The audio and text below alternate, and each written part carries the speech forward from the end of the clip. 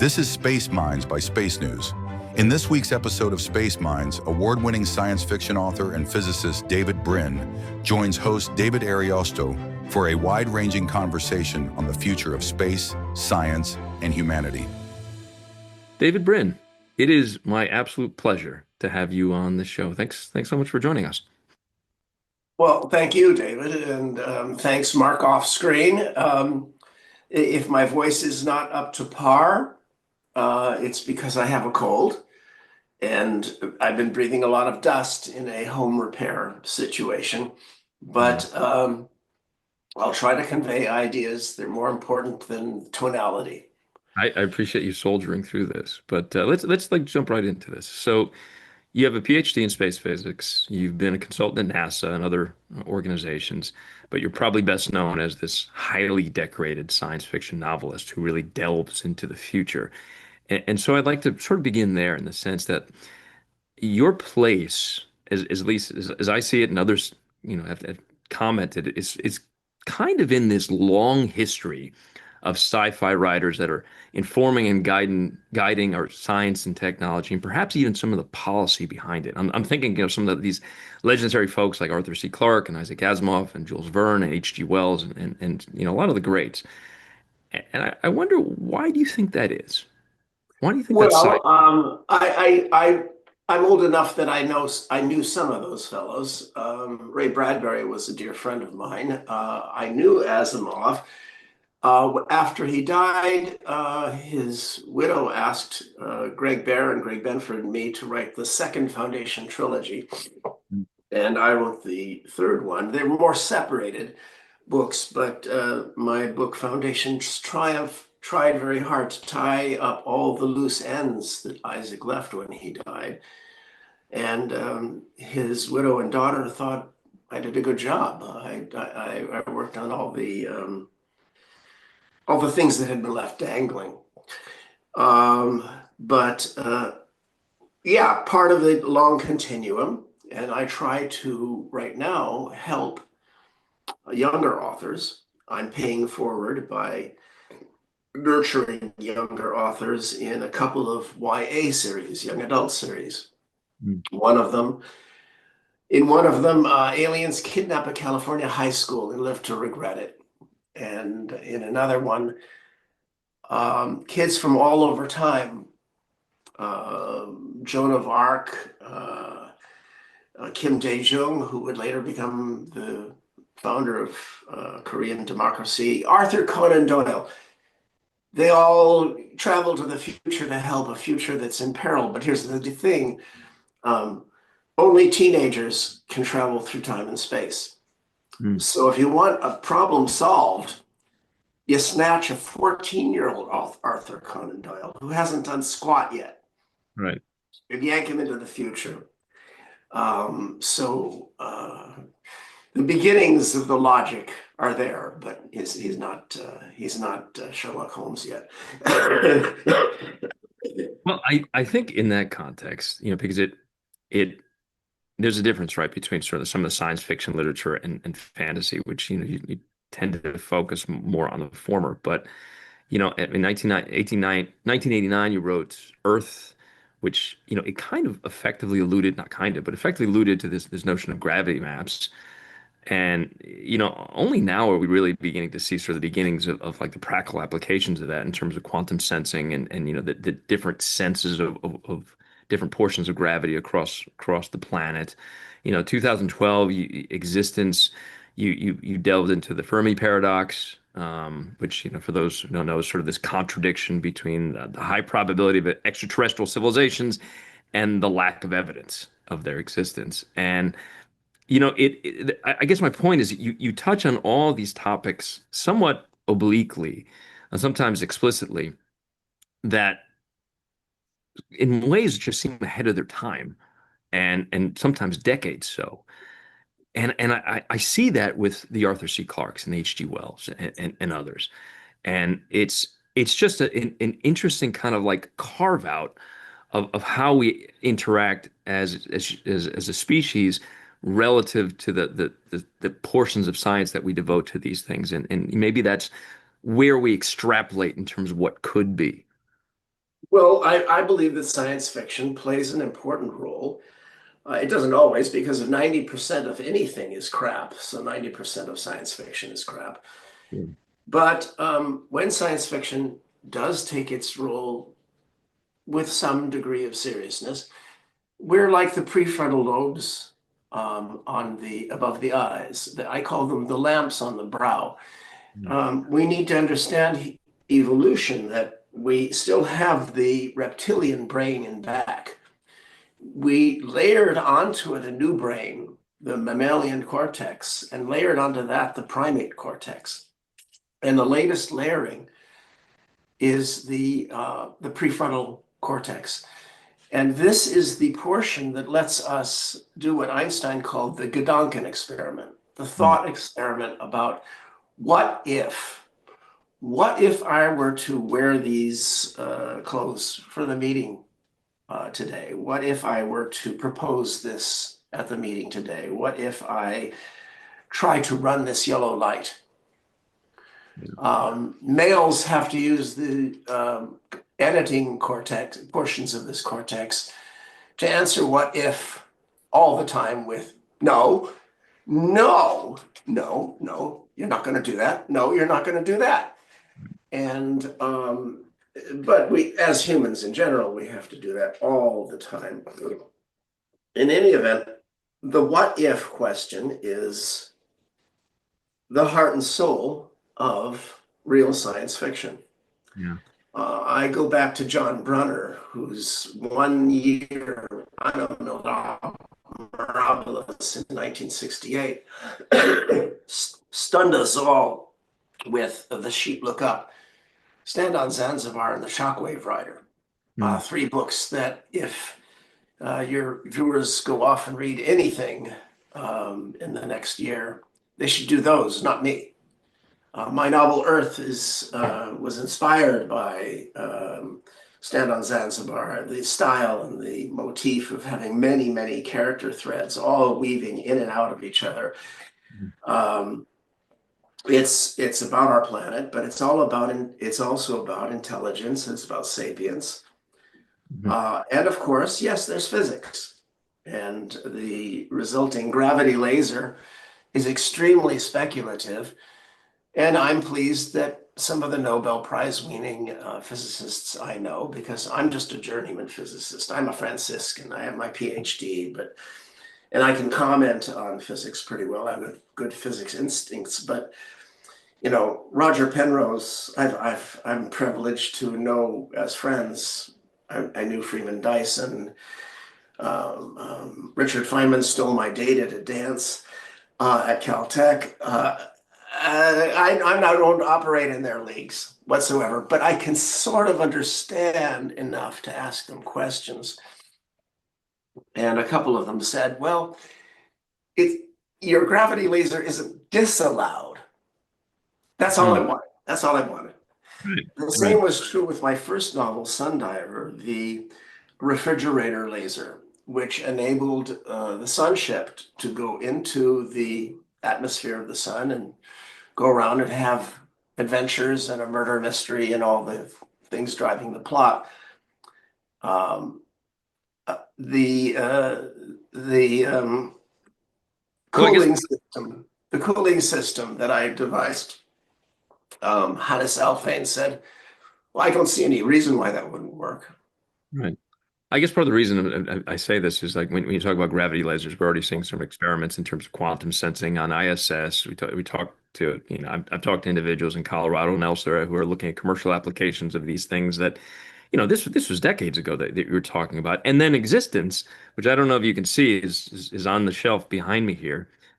This concept, and I want to get into some of the specifics now. So this concept of self-replicating probes and their potential implications in terms of scouring our galaxy in search for extraterrestrial life or just search of just a better understanding and mapping of our galaxy, which is like only now kind of coming into a better understanding. I've heard it described as almost sort of a new Copernican reckoning that is made possible by some of these new advanced technologies, not least of which James Webb, but also the influence of AI.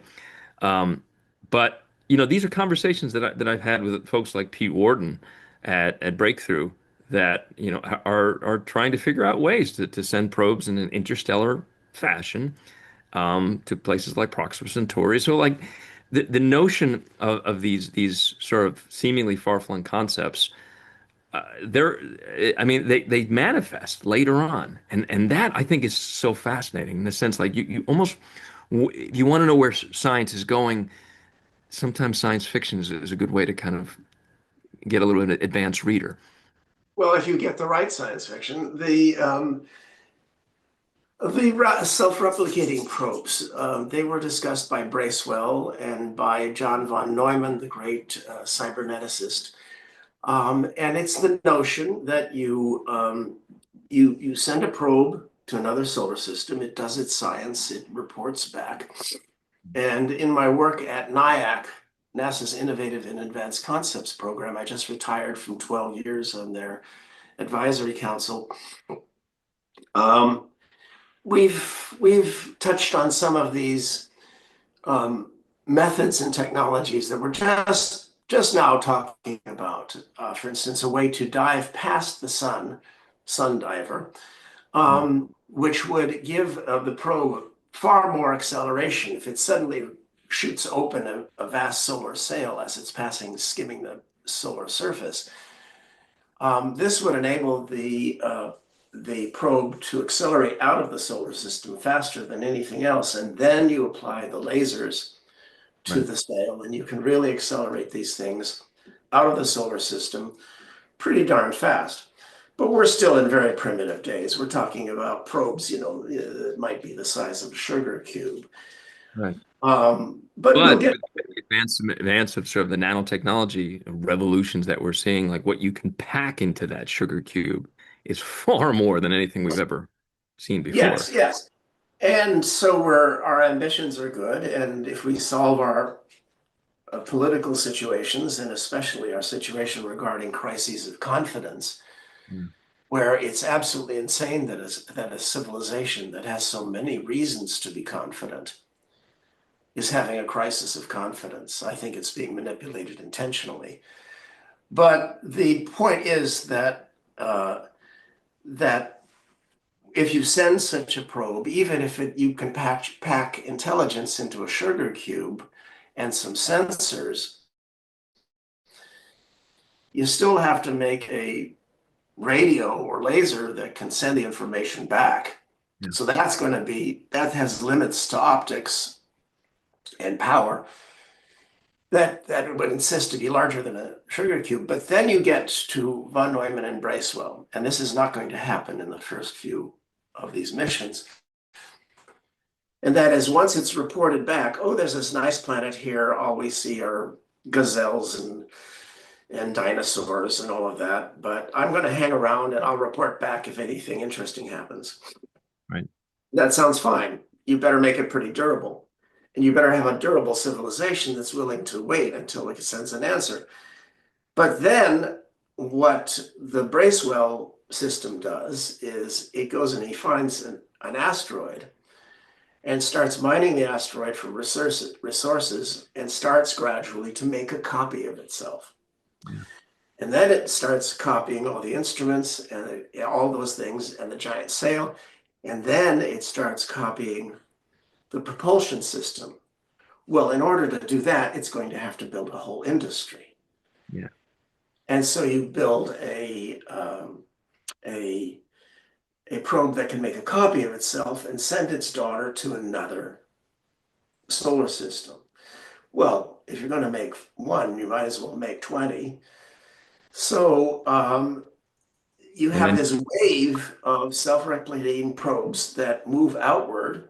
If you send 20 from Earth and 10 of them work, well, then you have 10 sites that are sending out 20 each.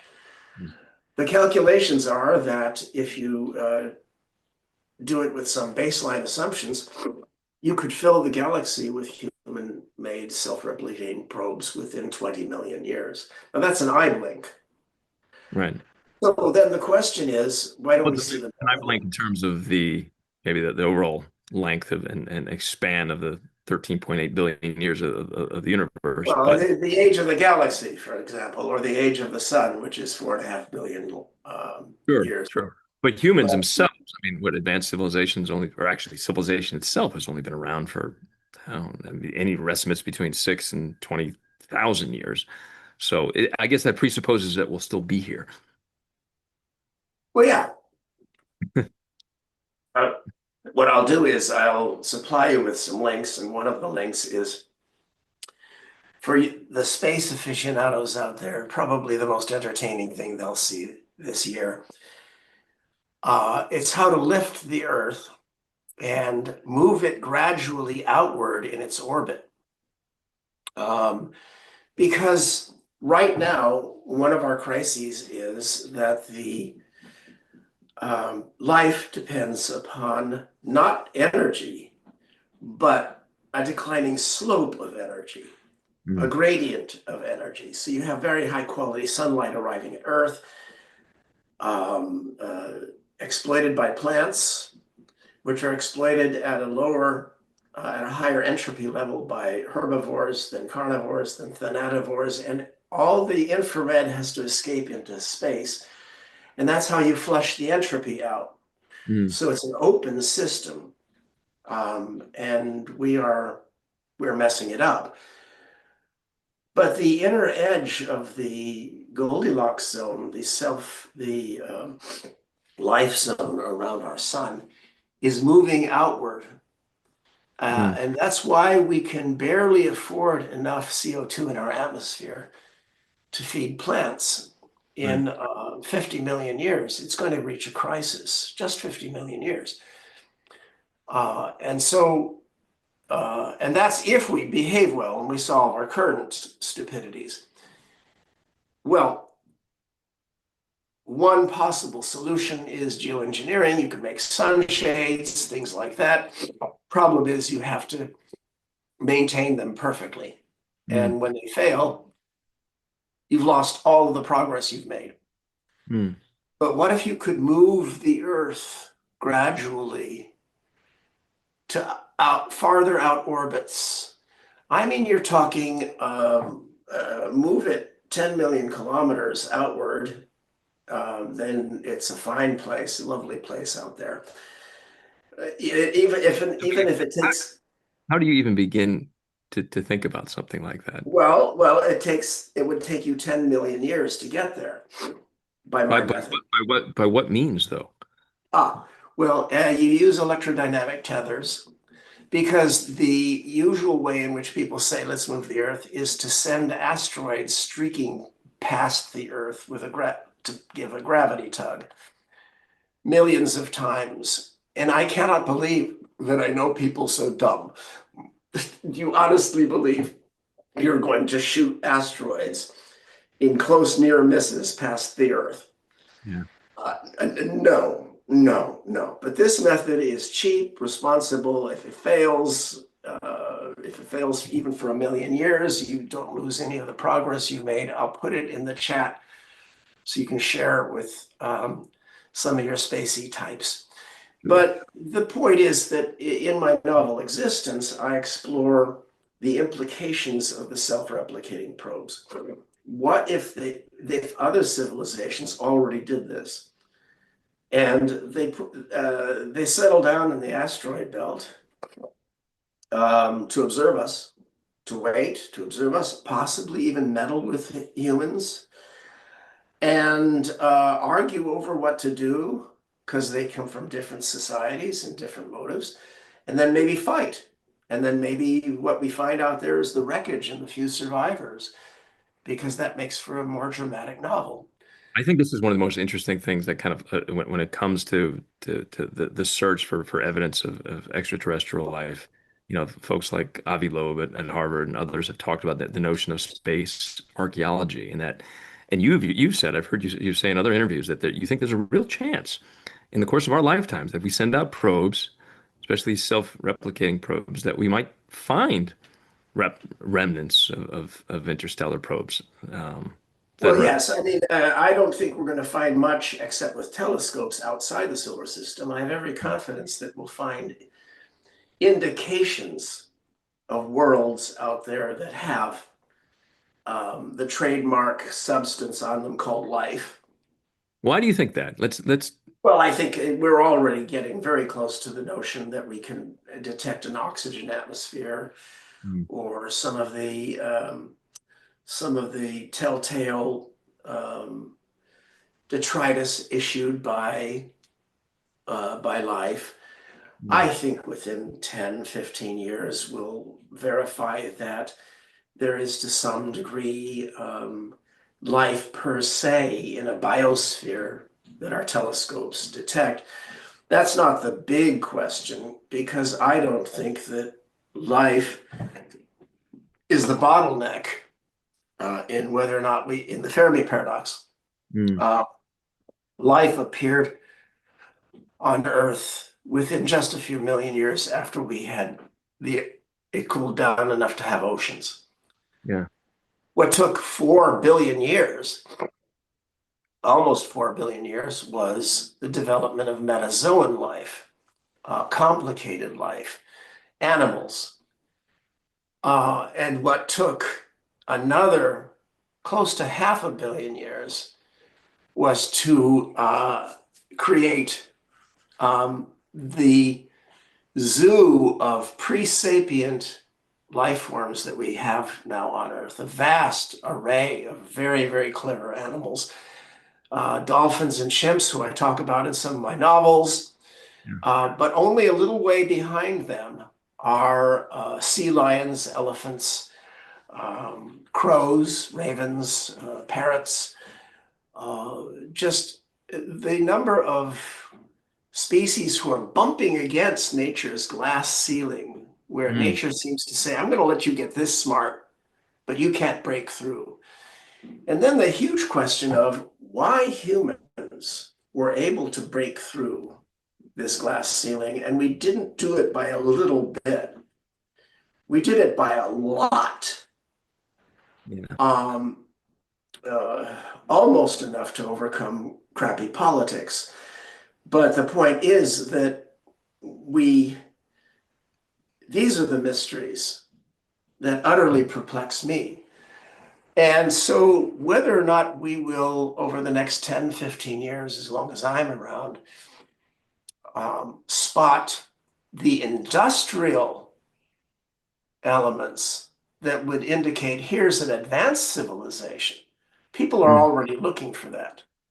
Well, I Signs, mean, signs of technological civilization out there. The effluence, say for instance, if they're using a lot of fusion, a lot of helium in the atmosphere. sure. Um, and so people are looking for that. They haven't found it. Signs of Dyson spheres, infrared excesses that might come off of industry. That I'm a little skeptical that I'm going to live to see.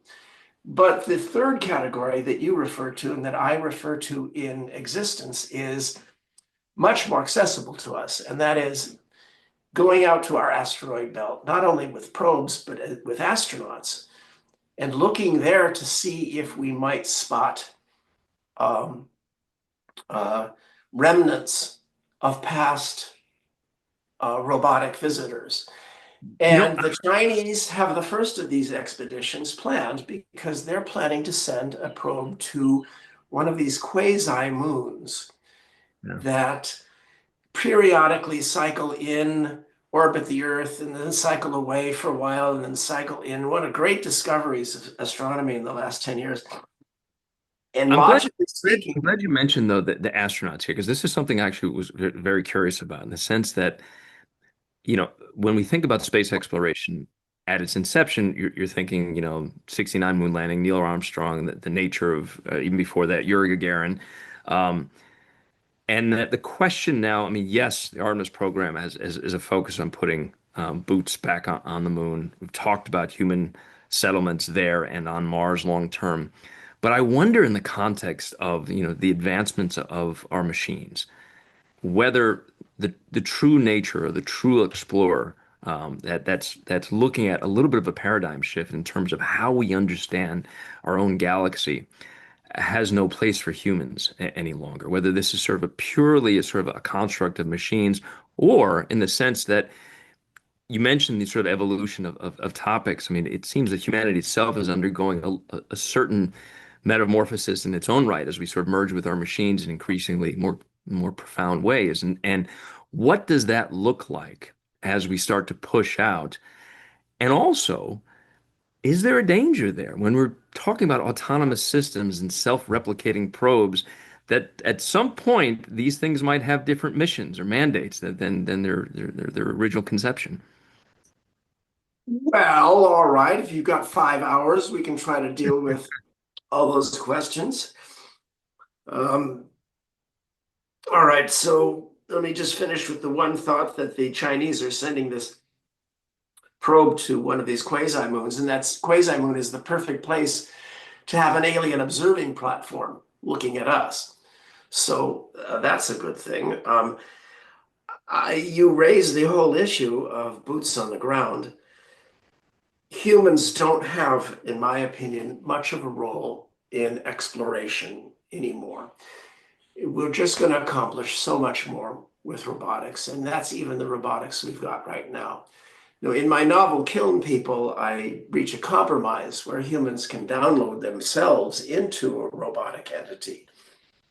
And so you provide the personality that's exploring with AI and robotics, and then download the memories back on Earth. But that's pure sci-fi. Now, that doesn't mean humans don't have a role in space. We have a role in space, and it's the obvious role, and that's we want to live there. We want to go. So we should be doing things with human exploration that help to solve those problems. For example, a rotating facility in low Earth orbit where it's safe, where astronauts are protected from solar radiation, would help us to understand how humans react to varying gravity. And it's an absolutely ridiculous situation that we're in 2025 and we don't know. We don't know what gravity humans need. And if you had a rotating tether station, it could be set at the 3 levels of gravity that are out there. As it turns out, there are really 3 levels of gravity in the solar system. There's Earth-like, which has Venus, Neptune, as it turns out, Saturn, and Earth. You have the Mars level, which is also Mercury and Titan, and so on. And then you have asteroidal level. So with just 3 pods spinning around, we could find out, finally, at last, what humans need.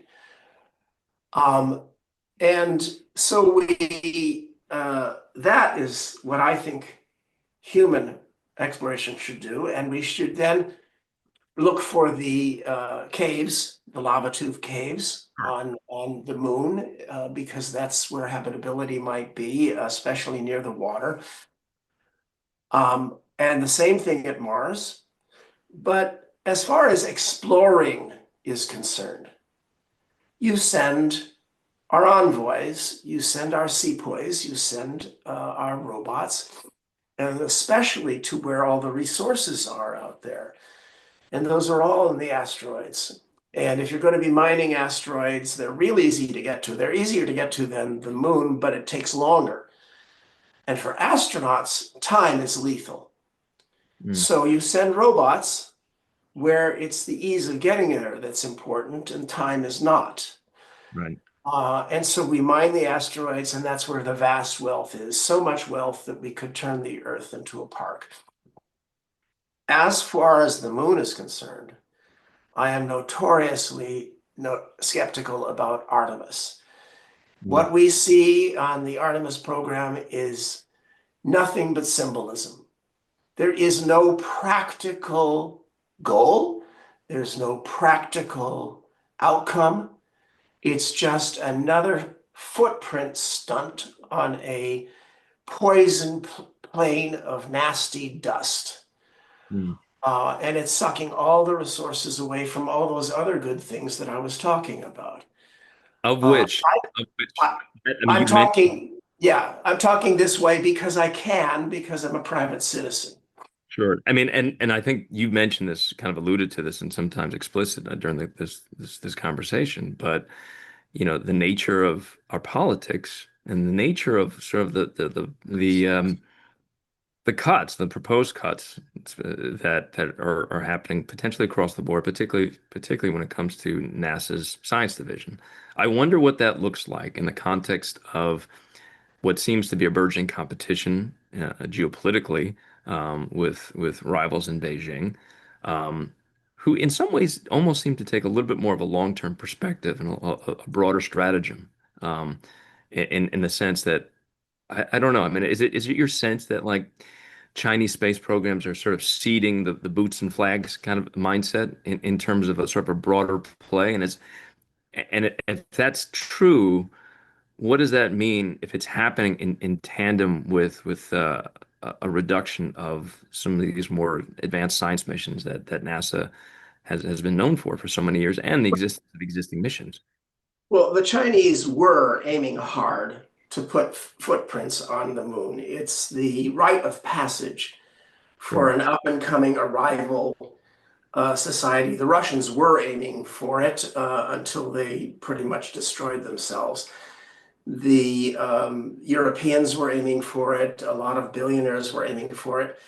And what Artemis has done for them is said, oh, the Americans are going to go back there, so it's going to shame us, so let's turn our attention elsewhere. And so they are starting to turn their attention toward the useful things that we were aimed at, which we were working with the Japanese and some of the EU on asteroidal resource sample returns and to study where the real resources are at. So one of the things accomplished by Artemis was to turn us away from the useful things toward the symbolic things, and to drive the Chinese away from the symbolic things toward the useful things. So mission accomplished. Right. It's a absolutely perfectly well-designed method for harming us. And by the way, if anybody out there blathers to any of you about lunar resources, look into it, and if they keep blathering, give them a big slap across the face, because there are none. There's some ice, and that should be left for future lunar colonists, because the biggest use for the moon is tourism. You go there, you have your rite of passage, you have your bar mitzvah, and the rich people can give up some of their wealth in order to show off or stay at the South Pole Hotel. That's all fine, and they'll use the water ice that's down there. Other than that, if you come near me with helium-3, you're going to come out with a handprint on your face. All right. Well, as subtle as always. Listen, in the last couple of minutes that we have here, I want to helium-3. yeah, Helium-3. I want to delve into something that you recently published. I mean, not about 4 years ago or so. It was Vivid Tomorrows on science fiction in Hollywood. And I kind of want to fold this into a conversation about this next project that you're working on. But at least that project, it was sort of billed as, whether science fiction, especially sci-fi cinema, can save the world. It's an interesting proposition in the sense of like looking at Oppenheimer or looking at War Games or Doctor Strangelove, or even, on the Chinese side, Three Bodies.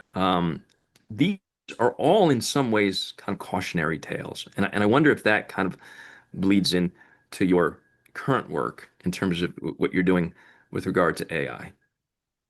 Well, I mean, Vivid Tomorrows, and I just provided you with the link. It was my second nonfiction book. My first nonfiction book, around 1998, was The Transparent Society, Will Technology Force Us to Choose Between Freedom and Privacy? And it won the Freedom of Speech Award that year. And alas, a lot of the advice or insights are still valid, and I wish they weren't. I wish people had acted on them. But my second nonfiction book is a little more fun, and it's a collection of all of my reviews of science fiction movies. Hmm. And so it includes, loving odes to Buffy and Xena and Star Trek, and my vicious takedowns of the morality of Star Wars Yeah, we won't and even get into opinions on Yoda at this point. yeah. Now, Yoda is, in my opinion, I state this openly, I'll take bets on it, the most evil character ever in the history of any human mythic system, any Right. human mythology. Right. I'm sure that's going to get a lot of fun reactions from your audience, as much so as helium-3. But in any event, the object of Vivid Tomorrows is pure fun. And we're reprinting another one, look for it in about 6 months, called Through Stranger Eyes, which is my book reviews across the last 40, 50 years. But in any event, the book I'm working on right now, other than the sci-fi, is called tentatively For Our Newest Children. And it's about AI. And it tries to supply new contexts that are missing from all the arguments over AI. Because we're creating new intelligent life forms, but we've done it before. Every generation of humans has created new, feral, dangerous, intelligent beings, many of whom, when they turn 14, start declaring, destroy all humans, destroy all humans. And yet, most of our children don't wind up destroying all humans. And trying to understand how we accomplish that, I think, is fundamental to this whole notion of how we raise these new intelligent life forms that we're engendering as we speak. The problem is, look, science fiction authors often try to bring science in, but only about 1 in 10 science fiction authors are scientifically trained as I am. Some, like Nancy Kress and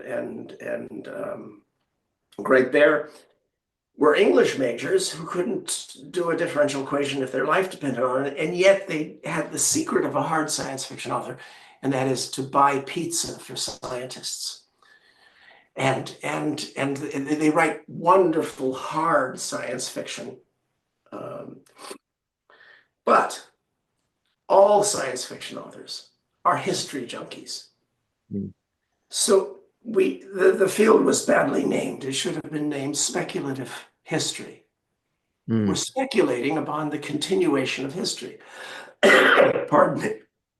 And what's missing from arguments over AI is context. The context of 4 billion years of evolution on Earth, the context of 1 million years of human evolution, the context of 6,000 years of the evolving of human societies, the context of the last 200 years of a growing Enlightenment experiment to escape from feudalism, which is, in my opinion, feudalism is the number 3 of my list of explanations for the Fermi paradox, by the way. I think it's nearly universal out there. David Brin, I think we've got to run out of time here, but I'd love to have you back on the pod to kind of continue talking this. I think I could talk to you for the next couple days, frankly. Thanks so much for joining us here on Space Minds. It's been such a pleasure. Well, yeah. Well, I'm sorry. My voice is going, but also my prefrontal lobes controlling my garrulosity, and I'm sorry I got too garrulous in some phases, but these are all fascinating topics, and your questions got me triggered. No, never apologize for anything of the sort. So, a pleasure. Thanks again.